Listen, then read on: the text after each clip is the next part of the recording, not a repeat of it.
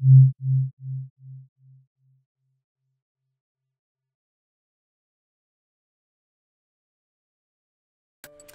what's up everyone? Welcome to a special edition of Frame Your Best Shot, where we've got two things to do today. First, we need to announce the winner of the Frame Your Best Shot Best of Photo Contest, and we need to announce the winner of the Extreme Sports Finale Challenge.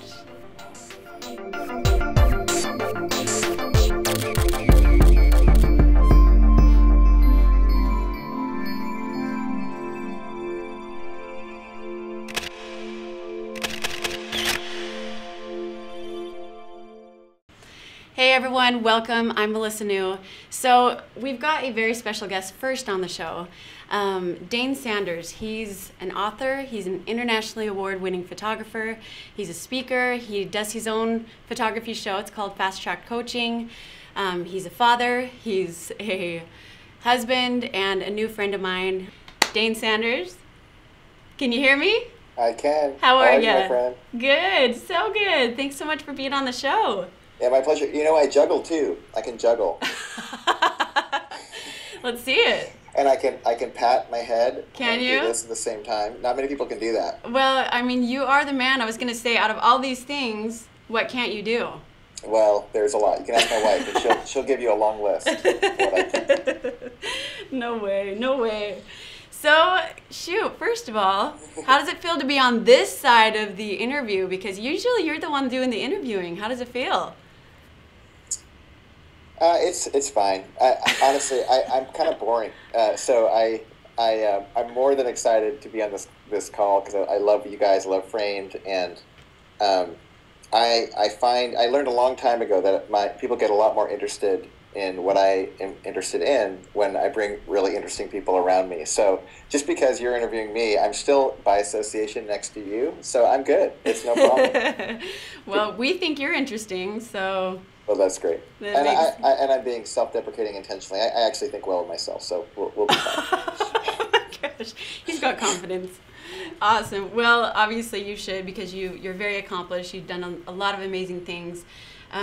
First of all, we just started talking about your show, so why don't you let people know who don't know about your show?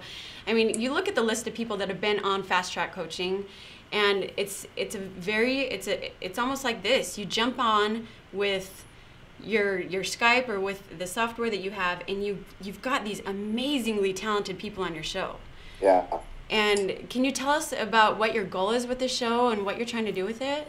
Sure. Well, so the short history of how this whole thing happened was I woke up in the middle of the night with this idea that I was nervous about where the industry was going. And not that there was an industry problem, but more the way the industry was developing. There was a disproportionate emphasis on things like technique and how to take a better picture. And the challenge with making a statement like that, of course, is that we need to know those things. It's critical that we become good at their craft.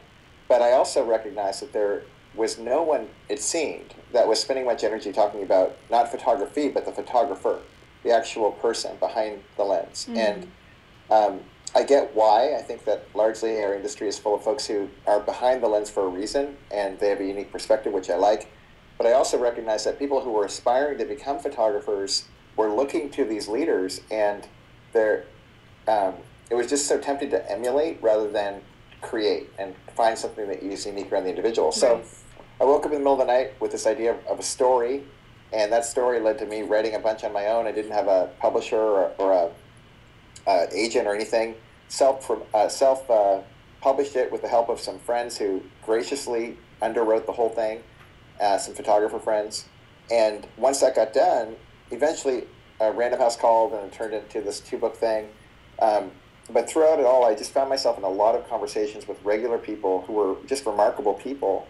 And I kept thinking to myself over and over again, whether I was interviewing someone for a book or I was having a conversation with somebody who was just struggling with their business, these were really significant stories that a lot of people could benefit from. Right. So I thought, wouldn't it be cool if I could just flick a switch and have anybody watch or be a participant in that conversation? And that's what I started doing. And I did it almost 3 years ago, and we've done it every week since. And if you do anything long enough, you might get okay at it. And right. What happened was a lot of these kind people who were helping me along the way decided they wouldn't mind having coffee, so we had coffee virtually, and I ended up getting a lot of great people on.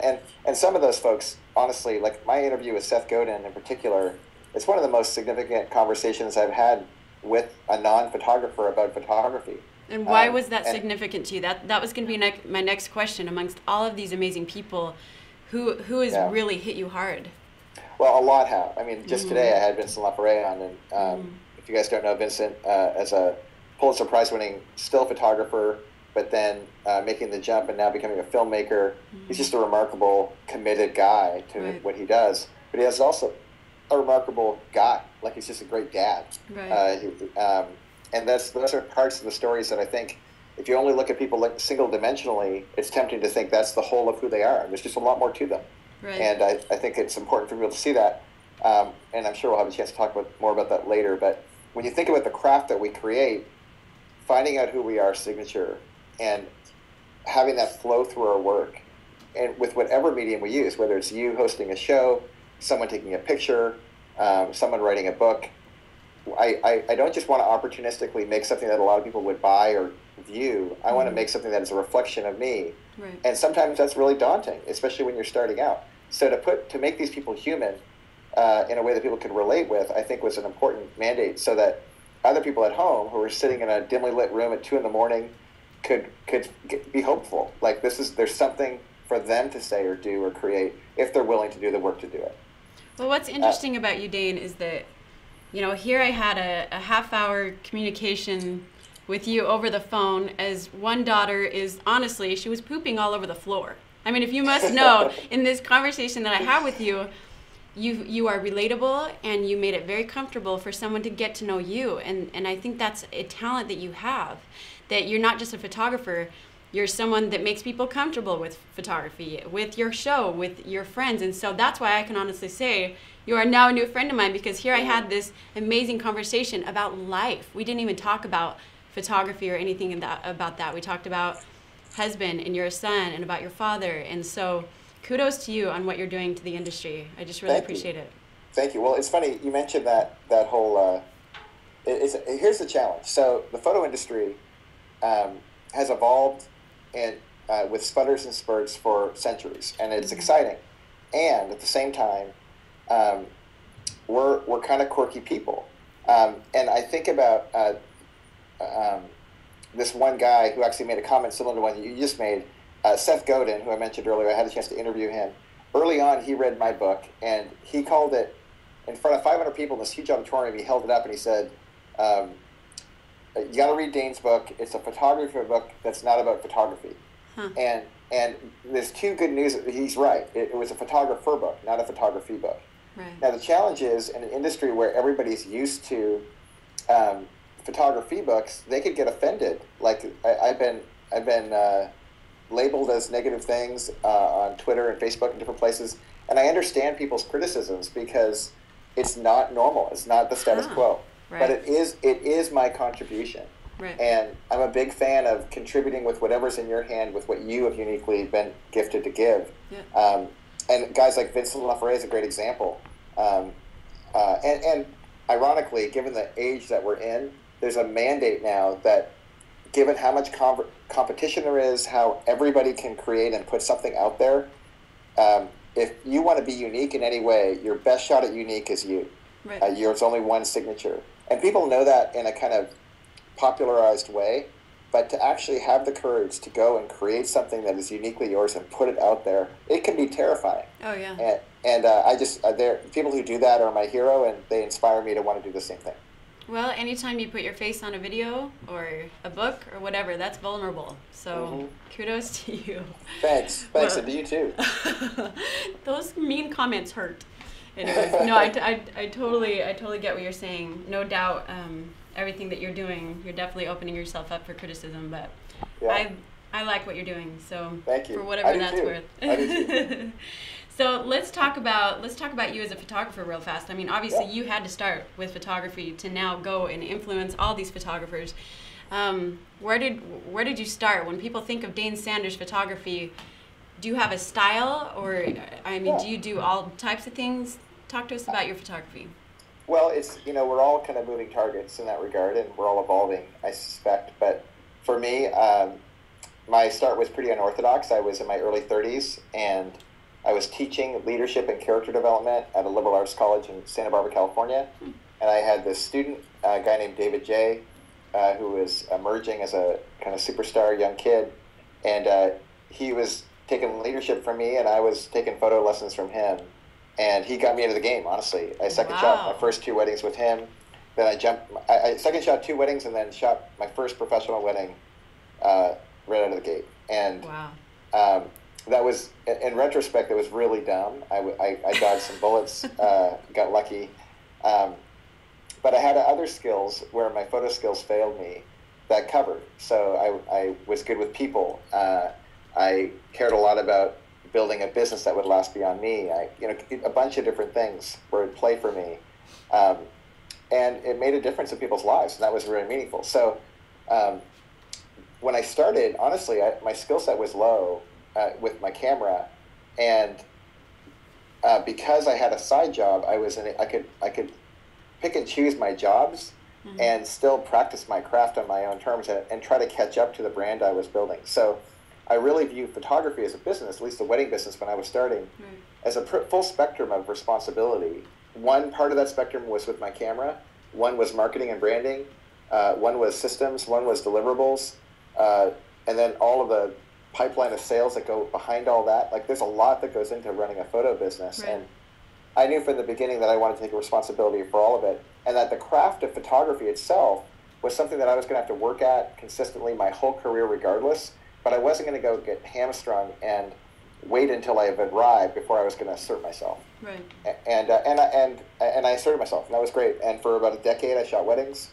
Then I woke up a couple of years ago and thought, okay, I have 4 kids now, and I don't like being gone on weekends when they're in school all week. And I was traveling quite a bit for photography, so I made the shift to portrait work, and that was a significant effort. I mean, about a year of research to see what that would look like, doing a lot of homework and recon, traveling around the country to see the best practices of portrait studios. Got people like Jeff and Julia Woods, Vicky and Jed Toffer, even Porrick and Cindy Deasy over in Ireland.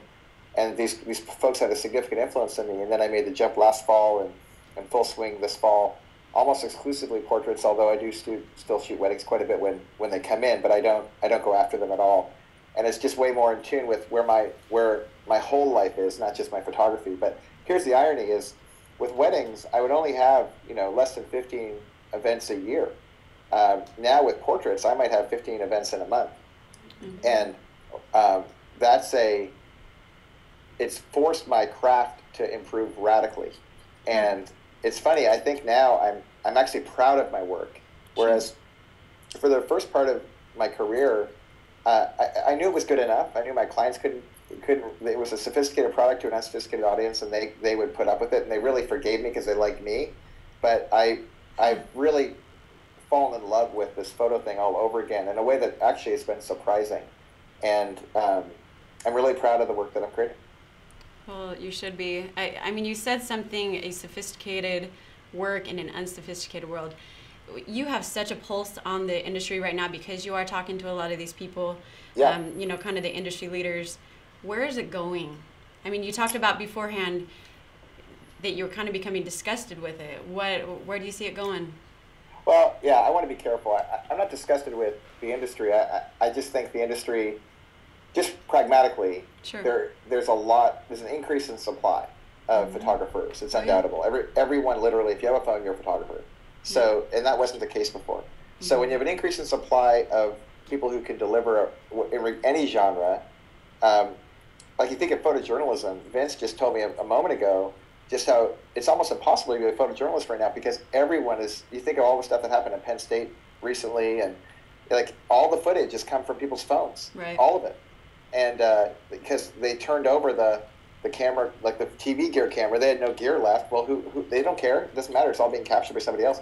So you think about that. If supply is increasing like that, and the technology is allowing everybody to play at a high level who wants to play, well, then it's the good news in that, in my opinion, is there's anybody, even a 30-something-year-old who has a vision for what they want to do, if they're willing to do the work and throw themselves in their full force, and they're creative, if they actually create good work, they could make a mark. Right. Whereas before, that just wasn't, if I woke up in my 30s and I wanted to do that, that wasn't going to be available. Right. No matter how good I might have had the potential to be. Mm-hmm. So I actually think this really is the best of times, worst of times. But it's absolutely the best of times for people who are committed to being unique, to stand out, to take a risk, to be creative, to force themselves into a position where people may not like it because they're revolutionary, but ultimately they're giving themselves their best shot. I'm a big fan of people who are willing and know that they're going to be failing in the short haul, but they're committing to fail for the sake of getting into a position where they might actually make a contribution. Right. And it's hard to stand out. It's hard not to feel invisible nowadays, but it's also one of the best opportunities ever to stand out if you actually do something unique, because everyone else feels so copycat benign. Right. Well, here's a question for you. A lot of people want to push Facebook fans, and the number of Twitter followers is how popular you are, how great of a photographer you are, of how many Facebook fans you have. Or, you said people were forgiving with my photography because they knew me. Right. And it seems like the push right now with the trendsetters, I call them trendsetters, or the leaders in this industry, mm-hmm. They're really pushing themselves rather than their work. I mean, how do you comment on that? I don't even know what my question is really, as much as a conversation starter. Well, I mean, definitely, I think that is on some level appropriate. The challenge of, and what I mean by that is, if you're going to have a brand, meaning yourname.com, mm-hmm. you're not just promoting your work. Your work is a reflection of who you are, but you are a reflection of who you are. Right. Last night I had a chance to hang out a little bit and meet Sally Hogs. What is her name? Sally Hogsworth? Sally Hogshead. Sally Hogshead. She gave a talk. I know, crazy name, yeah. Yeah. And she gave a talk, and she actually wrote a really interesting book on how to be inviting and winsome and attractive to people, how to kind of mesmerize people, how to fascinate is the name of her book. Right. And she made a really interesting comment about personal branding used to be all about these techniques on how to get Twitter followers and all this sort of thing. Right. Here's my bias. If you try to get Twitter followers, there's enough techniques out there that you could learn to get followers, right. But they're pretty useless. They're hollow followers. Right. What's useful is when you do really good work, you will get followers. Yeah. But that's not why you do it. You do good work to do good work, and then followers show up. Right. And nowadays, that's actually possible. And for a long time, you could do good work and not be findable. But now you are findable. There's been people that say, once you find out what you want to do in this life and you're happy doing it, money will come. So the same thing goes with these fans or no, that's really good advice, Dane. That's cool. My next question to you was, what advice do you have for photographers, for business people? Do you have any additional advice? You've already given great advice. The only thing I would add in terms of advice for a photographer is just, and this isn't for a photographer, this is just for human, it's just, it's an old Mike Cologne phrase, is be you. And the problem with saying a statement like that is like, okay, what does that mean? What does be you mean? Well, it's soul-searching work. It's looking at your history, but also considering where you're at today and mm-hmm. what your vision is for tomorrow, and going all in on that vision. And I think that people, it's really tempting, especially in an era where the cream that are rising to the crop are so highlighted. They're deified, murdered, and then they resurrect. I mean, it's just right. What we do with these people. And I think that it's just tempting to try to emulate these people, and we see it left and right. But the only people that are interesting are the ones who actually are themselves. Like remember in high school, every high school had one of these guys. There was one of those guys who were so socially unconscious, even though they might have been awkward or geeky or had idiosyncrasies, they were universally loved because they were themselves. Everywhere they went all the time. And I think back to that, like maybe they were, again, self-conscious or self-unconscious, or they were just courageous heroes. But right. For whatever reason, those guys that were back in high school, and those guys will win. Those girls will win. And right. It's never been a better time to be weird, because you actually can be visible. But you have to come to terms, with yourself in that. Like, parts of myself I don't like. There's things that aren't my preference. but I need to start embracing those parts of myself if I'm going to be a professional creative, because I am the one. Everything that comes out of me is out of me, warts and all.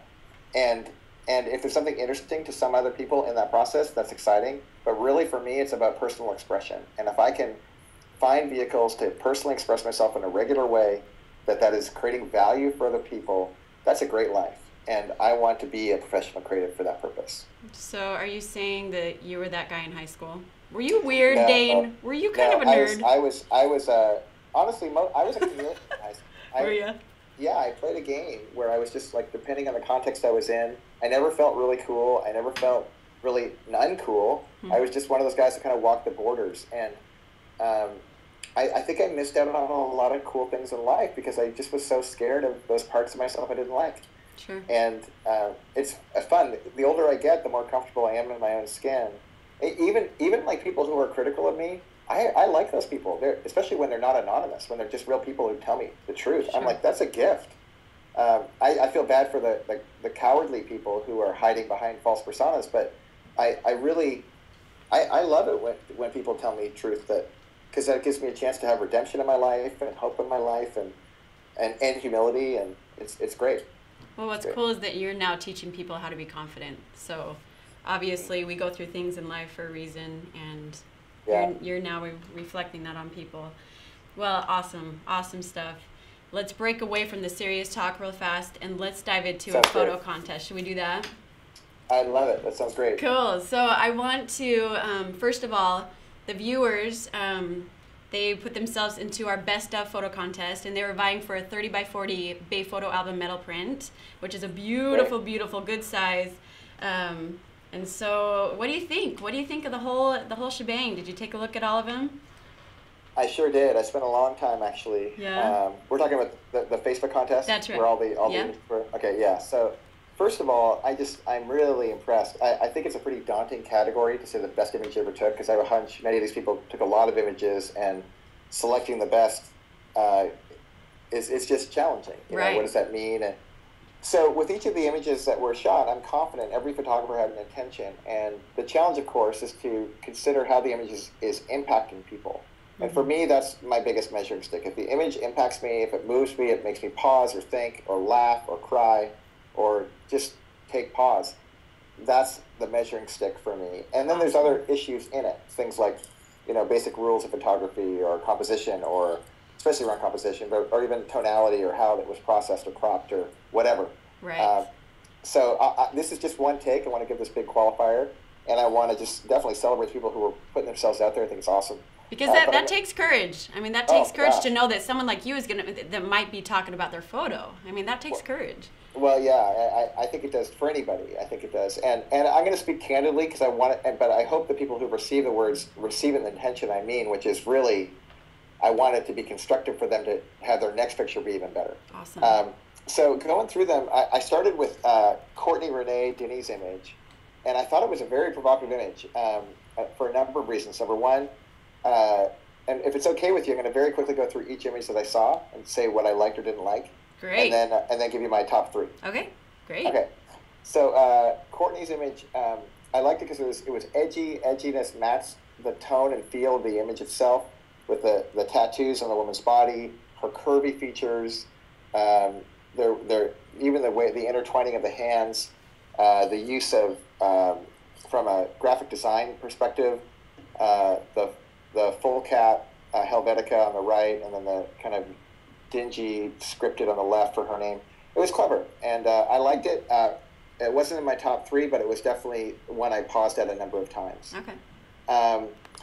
Jean Huang's image, I liked it a lot. The only problem with an image like this is, it's well composed and it's fine, and it's interesting, but it's also forgettable, meaning a lot of people could get this image, and I would like to have seen her go a little bit further.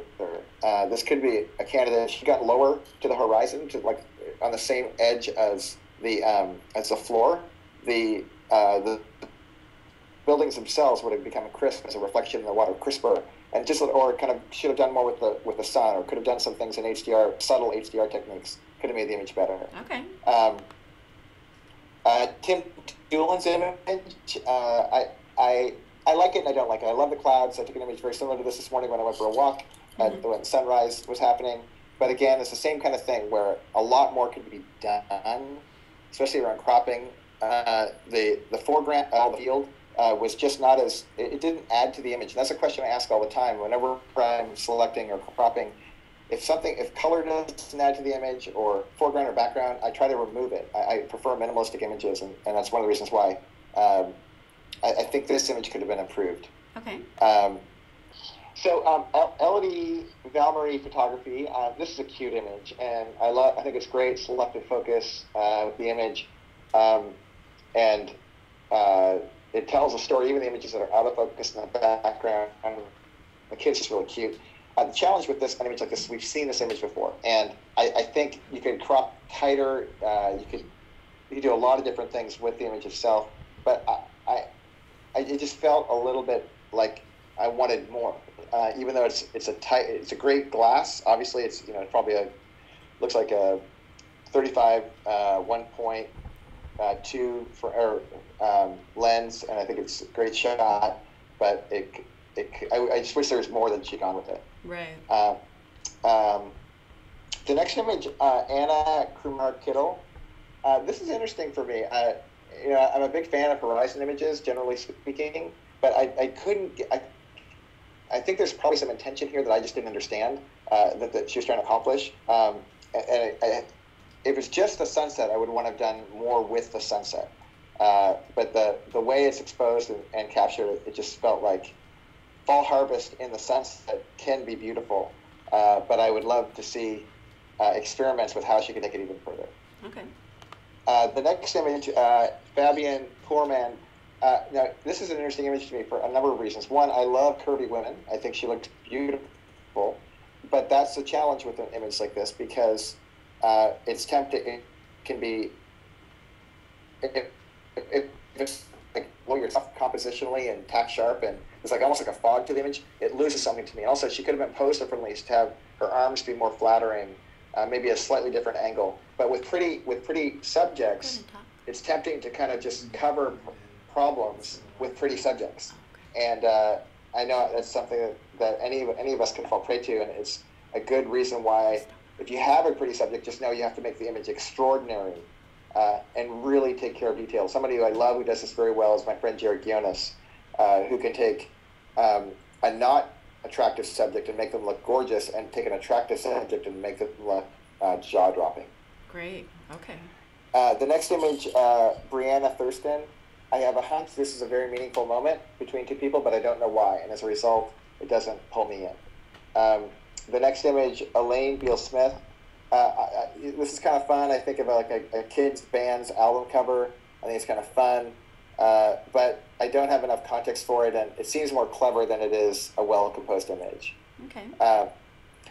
Lisa Holloway. This is I like the idea here. Kind of the discovered child in the forest.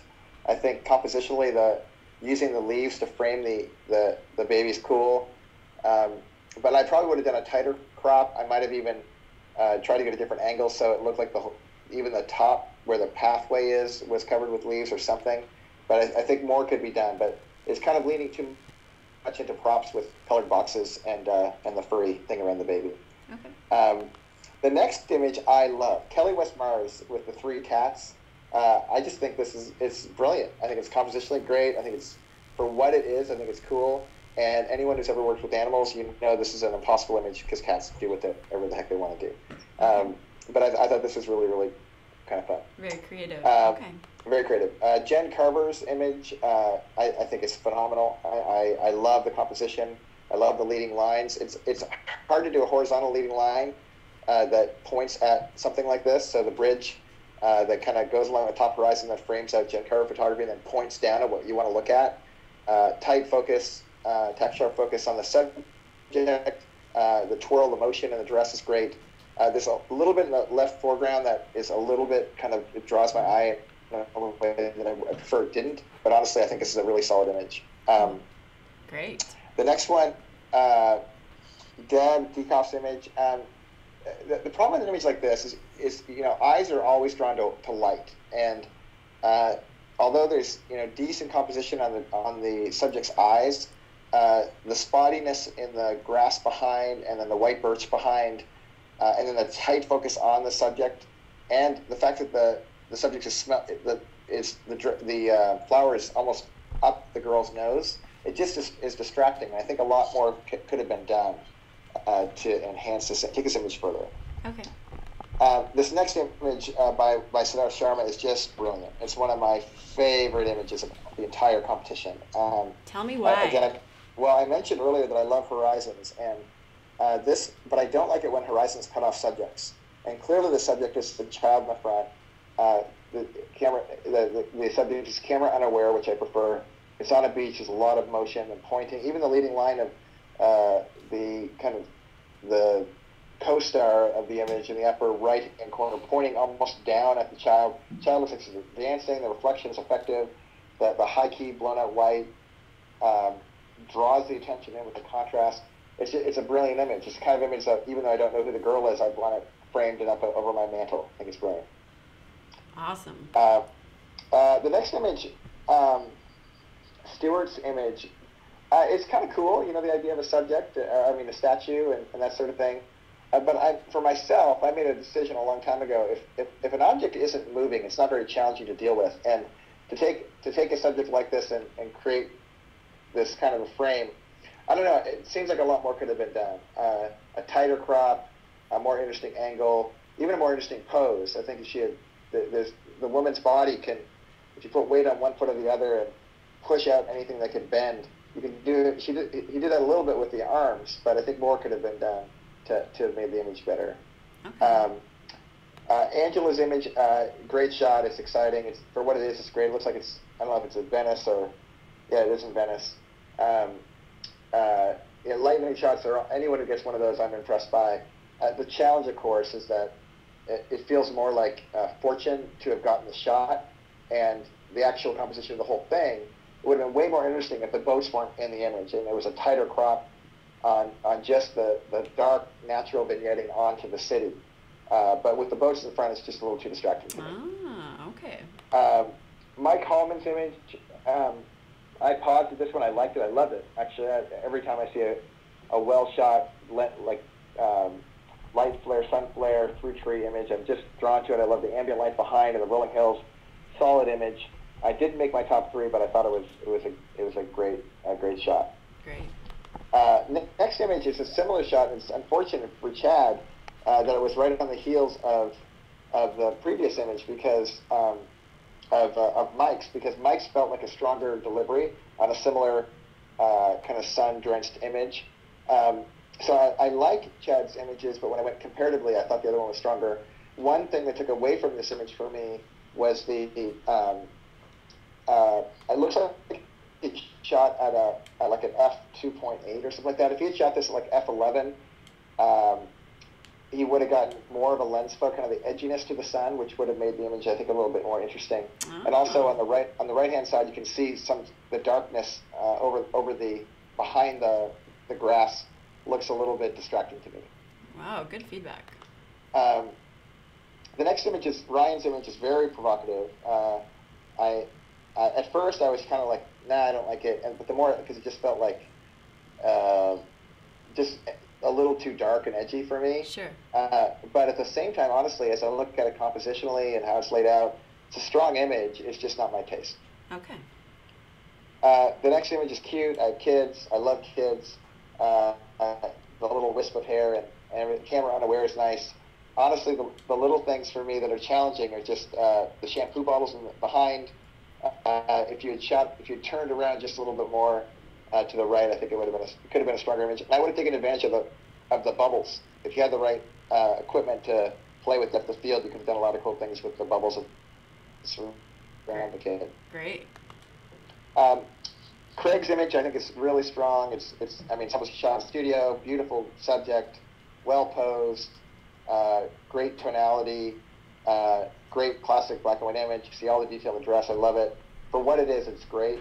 But I think comparatively to all the other images, I think it's not quite as strong. Okay. Emily's image, I think, is beautiful. It's cute. I'd love it if I was the guy walking and that was my dog. That would be over my mantle. I think it's awesome. again, a strong image journalistically. But I think if I even compare Emily's image to the image before that Craig made, Craig's is probably tougher to create. It's almost like Emily got more lucky.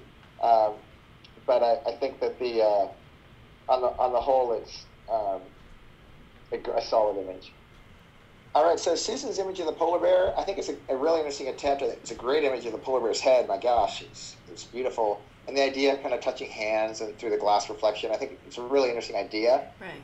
But I'm just too conscious of how unrealistic it is, how it's not real, how they're at a zoo. And I think it's a really interesting idea that would have been really tough for anybody to pull off. But, fun image for a home pick. Right, okay. Kate Crowley Parker's image, I think, is very strong. Journalistically, home, great contrast image, nice backlit. Still see some illumination because of the reflection onto the baby's face. Part of it is I have 4 kids, and I know what mornings are like, and it's chaotic. And but for whatever reason, despite all this going on, it's a strong image. I probably would get rid of the KateParkerPhotography.com because it's distracting, and I might frame the image so that the horizontal line of the table was more centered. Okay. But other than that, I think it's a great image. Great. Emily Rupp, I love, this is a great image. It looks like a beloved picture. It looks like she's emoting or having some kind of feeling, but I have no context for what that is, and so as a result, it doesn't pull me in. Okay. The next image, I Heart Photography, she's dolled up. The kid is super cute. I love little hats and little veil and all of it, but it just feels too proppy to me. And as a result, the image itself doesn't capture me. Okay. The next image, Stephen's image, this is awful because it's the kind of image that you cannot not say it's awesome, because obviously the kid's feeling something, and I love you, and it ties in, and I love them, with the military, what they do for us. But honestly, the image itself fails on a couple levels. One, just compositionally, there's information there that's not adding to the image itself. Little things like the telephone pole or whatever it is coming out of her head. Right. If this photographer had just moved over a half foot and pulled in really tight with a 35 millimeter lens and gotten elbow to elbow with the subject, tack sharp image on her eyelashes at like a 1.2, it could have been breathtaking. Wow. Yeah. Okay. Next image, I like sunflowers and daisies and all that sort of thing. I like blue skies, but again, I'm not moved by it. It just doesn't. The clouds could have been a better, cloudier day or something, and I've just seen this kind of thing before, so I'd love to see something more with an image like this. Okay. The next image, Sarah Ann. Now, this is a hard one for me because I'm not a fan, as you might have already expected, of props and that sort of thing for kiddos. But I will say this: some choices about being camera unaware, posing the child the way that she did. I might have done something different in post, but despite my own biases, I could see what they were trying to accomplish. That's not my preference. Okay. The next image, Allie Smith, the child running away. There's something, I don't know. Imagine what this image would look like if the child was running toward as opposed to running away. Right. How could that have changed the context? And the blown out sky is distracting. It'd be interesting to have exposed it differently and made a different choice so that the eye isn't drawn away so much. Okay. But compositionally, the kid is a third over, and there's some things that Allie did right, but again, it could have been stronger. Okay. Jeanette Gallant's image, again, I'm a sucker. If I'm that dad kissing my kid, I'm stoked. But the kid's squashiness of the face and the eyes clenched, there's like, oh, I wish there could have been so much more with this image. But it's a game of inches once you get this close to a good image. Right. Okay. Next one, the kid jump in again. Looks like Woody and Buzz Lightyear's about to fly in, and it's fun. And if you're this kid's parents, it's an awesome image. But outside of that context, it gets challenging because there's just so many distracting elements. I don't know what the thing is at the bottom of the frame. The pumpkins. I would maybe got it with a tighter crop, something like that would have made it stronger, perhaps. Okay. The next image, it just looks a little bit processed, and that the trees that look like that we immediately think artificial, and that just takes away from the image. It's distracting, and then the dark blue skies just looks like they leveled up and down quite a bit in Photoshop, and it's unfortunate. You get the poppy colors, but it doesn't move me. And also, why isn't he just riding as opposed to standing? I want a reason to have a context for this image, and context for me is a lot of what makes an image great. Okay. The next image, Lee's image, I was drawn in because I really like The Incredibles, and this looks like the kid in The Incredible. And it's just tack sharp images like that they're always moving, especially with kids. But there is something that is really disproportionate about it that throws me in, and it's great for what it is, but it's the kind of image that, besides for shock value, it wouldn't have staying power. Okay.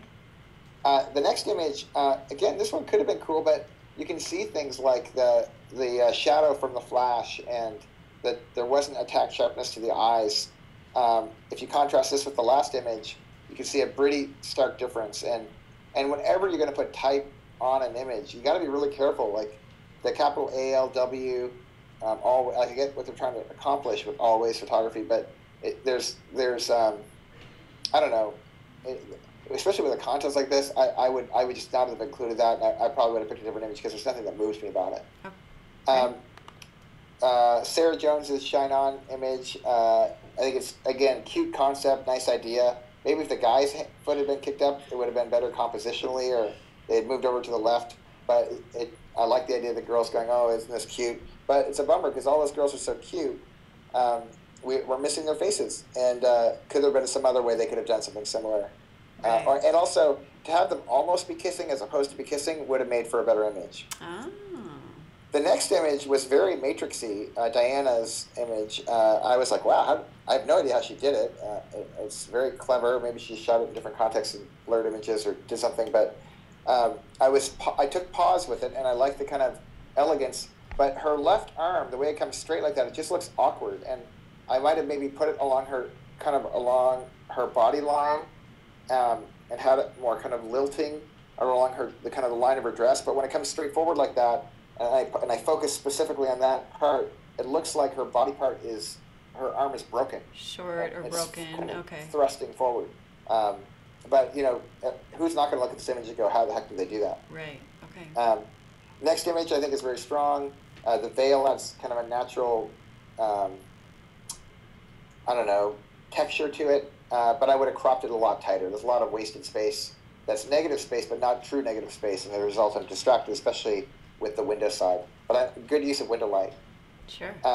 Next image I like. It's just grainy and rich. I've just seen it a lot, and I'd love to see if they could go somewhere a little bit further with it than just a stand.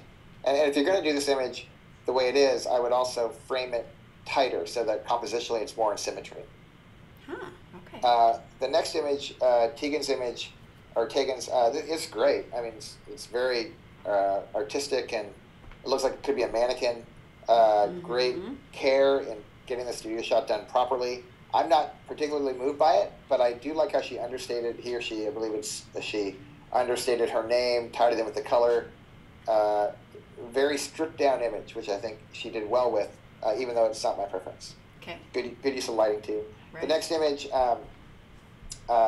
reminds me of Macbeth's Ophelia, the idea of the girl underwater. But is she dead? I'm not really sure what's going on, and I'm just. Is she dead? I wish I had a better context for why. Why is she under the water, and could we do more with her hair flowing? The other part of it is I've seen this before. It's been done, and I'd like to see something a little bit more rich and novel with it. Right. The next image, a lot of contrast, but the negative. If I had shot this, I would almost want to capture it vertically so that the diagonal harsh shadow light really created a differentiator where it was an equilateral triangle relative to the top half. I think that would have made for a stronger composition. But the left-hand side, all that extra white wall space, again, we're drawn to white and light. It's distracting. Sure. And at first, I discounted the images entirely, but when I recropped in my mind, the image got better. Okay. And I think that's it for my review. Can I go to my favorites? Yes, I think you should tell us your top 3. And, okay. and an honorable mention. So for my honorable mention, I'm going to go with Kelly West Mars and her 3-cat picture. I just think it's awesome. There's a lot of reasons why people might discount an image like this. I don't. I think it's awesome. It's the kind of image that everyone will pause and laugh. And I bet you showed all these images, everyone would at least stop at this image, which is worthy enough. It's unique. Okay. It is unique. Yeah. One of my top 3s is Jen Carver. I think her image of the girl in the red dress twirling is very strong, and it's the kind of image that, especially with her kind of subtle use of Helvetica in the upper left, it's well laid out. There's a couple things I might have done a little different. Maybe brought the girl a little bit tighter in frame, and could have done a little bit in post processing to kind of add some contrast in different spots. But on the whole, a very strong image in my top 3. Okay. I'm actually gonna go back a little bit, and even though it's so it's again not my preference entirely, I think is it Tegan Olness is my number 2 image, because again, composition is great, it's super well posed, great weight of slendering the image, great tonality, good shadow use, great pose. I might have had the subject turn a little bit further. But again, on the whole, it's really solid. I just wish I couldn't see her left eye, our right. But it's really subtle. You can just see an edge of it. But it's a strong, strong image, and they were very careful in their detail on how they styled the image. So I'm going to give that my number 2. Okay, number 2. Nice work. And then my number 1 image is going to go to. I'm going to turn to it really quickly. Okay. Drum roll. Oh wait, did I talk about Kate Crowley Parker's image? You're just throwing curveballs, man. I'm liking this. I'm liking it. I'm breaking the rules, so I'm giving my top 4. Good, so I like that. Kate Crowley Parker's image of the kids having breakfast. Okay. I love it. It looks real. It looks authentic. It's the kind of image. It's great contrast, good backlight, but not too much. And despite all the cacophony of everything that's going on in there, it's a solid journalistic image. I love it. So that's going to be in there too. Great. So that's your second place? Yeah, for sure. Okay. And then my number 1 image is definitely going to be Siddharth Sharma's Child on the Beach. I love Horizon's lines. I'm reminded of the cover of the new U2 album. I make up in my head that the child is of Asian descent. I don't know that, but there's just kind of a texture and there's a richness to the image, and even the African American couple in the upper right, there's just a lot to it, and the reflection, not too much. It's right, and somehow they made an image that could have been benign extraordinary. That's the best image and should win the contest. Wow. Congrats, man. I'm almost giving you a hand of applause, too. Woo! That's a lot. You are good at that. Siddharth, congratulations. A 30 by 40 from Bay Photo, a 30 by 40 metal print. You deserve it, man. Nice work. Hook us up with an email at info@frameshow.com, and we'll hook you up with Bay Photo. Congratulations. So, holy cow, that was amazing. I think that's just another thing that you can add to your list of judging photos amazingly well. Was that helpful? No, I don't do that stuff very often, so it's just I think no doubt it's subjective to emotion and to the person that's judging, but I think that everyone should take constructive criticism like that. I think it's really good to subject yourself to that. So thank you for doing that. Holy Toledo. That was great. Okay, so now, Dane, we need to talk about the Extreme Sports Challenge, and you're going to give there's 3 different parts to this judgment. There's the people's vote, and Craig won that vote. He was very, very close to Kelsey. Kelsey was in a close second, and then John. But Craig won the people's vote. And then we've got to get a framed artist, such as yourself, who's respected in the industry, and so we need to get your vote, and then we need to get an industry professional. So it'll be interesting to see what that person says. But what do you think of the overall competition? Who do you think grabbed the challenge and did pretty well for something that they've never done? Yeah, I mean, I think on some level this is an impossible contest, and that's just how you guys roll, apparently. But I love that you did it, and I have to agree. I agree that Craig's of the three is the strongest, and Okay. but I want to make some comments first. When I look at John's work, there's a lot in John's work that I do like. I think I really thought it was probably the thing I like the most of it is his portrait in the lower left of leaning against a skateboard. It's well lit. Right. There's some curve and line, and it's almost like imagine the guy like crashing and then the skateboard rolling back to him and him just kind of plunking his head down on it. And I'm drawn in. I think some of the action shots, they're exciting, they're solid, but I think when you compare it to the other stuff, it doesn't hold. When I look at Kelsey's images, Kelsey, honestly, I think the image in the upper right is by far the best image of all the images. The action shot of that guy dropping in like that. Okay. He's not dropping. He's in the middle of a trick, but just a solid image. I would have done a different kind of post on it, but I think it's fantastic and definitely magazine cover worthy. Okay, so she has one of your favorite shots, but yet you chose Craig. I did, yeah, because even though and by the way, I also like her. The image of the guy holding his skateboard forward, kind of thrusting it forward. There's some cool portrait work. But on the whole, if you think of body of work, I think that Craig's is the strongest. And there's a couple reasons. Number one, I like his efforts to, assert the rebellious nature of skateboarding and rollerblading with this little kind of double bird action. And I think the action shots are great, but the portraits actually are what really pulled me in. Sure. Both kind of the medium distance away, the full distance of the guy standing up. It's well shot, great use. Like if you notice how the clouds are pulled in, it's just exposed really nicely. And the action shots are consistently solid. You're at least a third of every frame is the subject, which it really makes for a great composition image, especially when you're using a lot of sky. They included a little bit of coping, just a taste of it, so you have context for it, but not just flying through the sky, which I thought was a really nice touch. Sure. And on the whole, just a great job. And I think all three did solid, but I think Craig's is the strongest. Although I think Kelsey might get published first with that first image. Huh. Interesting. That is great feedback.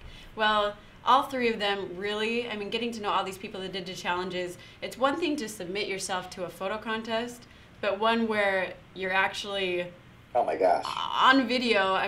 Some of them received a lot of negative feedback. Some people were haters. Some got great feedback. And so each one of them, kudos to them, right? Round of applause for all of them. Totally.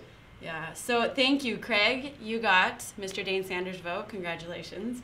So after all of this great constructive feedback, understanding who you are, getting to see your work, getting to, flip the camera around and let you be interviewed for once, give us something that kind of encompasses you as a man. We talked about your daughter. Do you want to talk about that conversation? Yeah, it's funny. I talk a lot about, with photographers, the idea of standing out and being yourself. And this morning, I had an experience where I was talking with my 10-year-old daughter, who I adore. My gosh, Abby. Her name's Abigail Jane, which means, literally, if you look it up, father's joy and gift of grace. And there's a lot to that story, how she came into the world, and now she's 10, and she's this gorgeous girl. She's an exact replica of my wife, who I adore. Mm-hmm. And lately, as most 10-year-old girls have, she's having problems, and it's her friends or frenemies in the schoolyard. And the feedback they gave her recently was, Abby, why do you try so hard to fit in? You just don't fit in. Oh. And she was devastated by this. And she has basically like just a handful of tight friends, and these other friends who used to be her friends aren't her friends, and they're being kind of mean. And I was just so struck by it. Like, first angered as a dad, like I'm going to go talk to their parents or something, which I'm not going to do. Throw it down. Exactly. That'll play really well in the schoolyard. Sure. But just realizing some of it's just what you go through, and it's going to make her strong. But we had a little heart to heart this morning about it, and I just said, look, here's the deal. Number one, you're awesome, and if you stop believing it, I'm okay with that. That happens all the time. But when you stop believing it, you come talk to me, and I'll just remind you about the truth of who you actually are. You just don't forget who you are, because it really matters. Number two, get tough. You need to don't slouch your shoulders. Don't feel sorry for yourself. Sit up.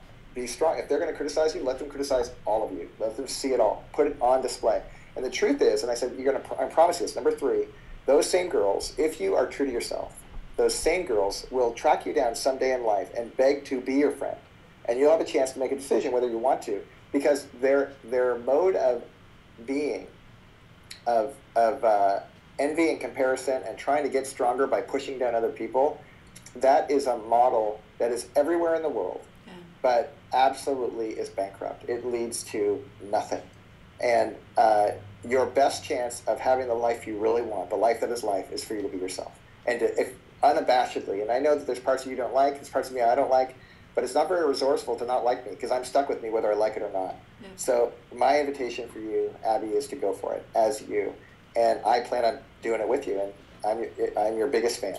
And the whole time I was saying that, I was like, I actually believe this stuff. Like, I believe in my own life when I don't like parts of myself, and I want to give up, and I want to quit, or I believe with my friends who I try to encourage. I certainly believe with my daughter and my kids.